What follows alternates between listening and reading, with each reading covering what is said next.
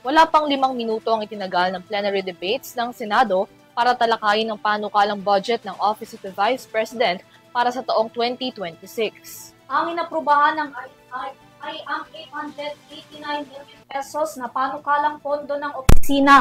Kasama na dito ang dagdag budget na iginawad sa mga programa ng OVP. Si VP Sara Duterte na present sa plenaryo pinagpasalamat ang mabilis na pagkakaproba sa pondo ng opisina para sa susunod na taon, hindi gaya ng ganyang pinagdaanan noong 2025 budget deliberations. May balita si Criza Lopez.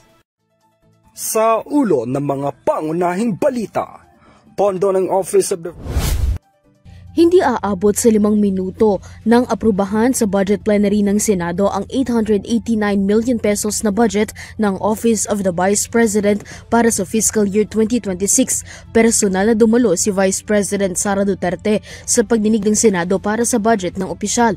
Samantala, nagpahayag ng manifesto si Senator Robin Padilla sa pagdinig. Nagpasalamat ang senador sa dagdag na pondo para sa OVP, gayon din ang pasasalamat na hindi anya nagmula sa Senado ang panggigipit ng pondo ng Vice Presidente para sa susunod na taon.